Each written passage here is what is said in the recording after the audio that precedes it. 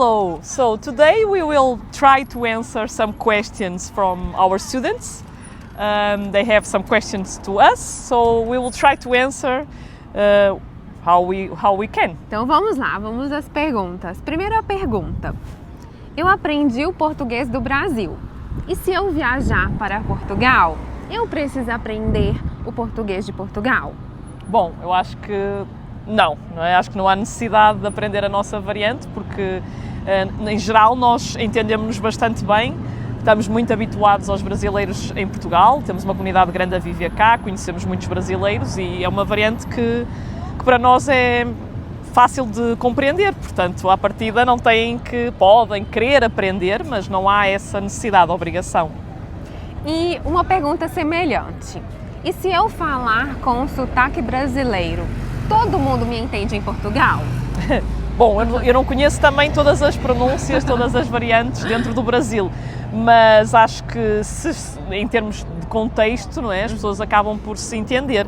Claro que pode haver sempre palavras mais difíceis de compreender, mas nós conseguimos ter essa interação e perguntar e portanto, acho que nos entendemos.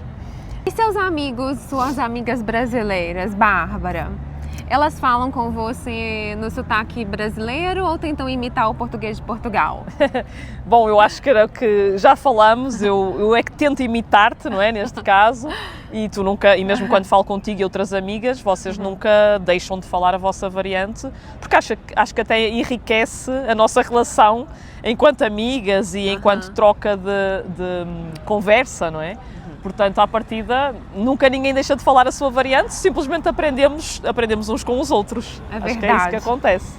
E para um estudante que aprendeu a variante brasileira e quer vir visitar Portugal, qual é a sua sugestão?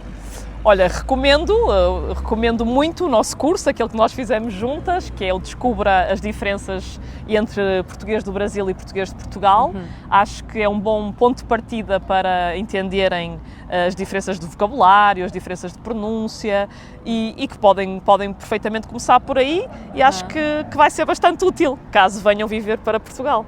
Sim, eu acho que mesmo um estudante que vem turistar ou vem trabalhar um período ou vem estudar numa universidade, né? Eu acho que aprender as diferenças faz com que assegura uma experiência social ainda melhor, né, Bárbara? Sem dúvida, sim.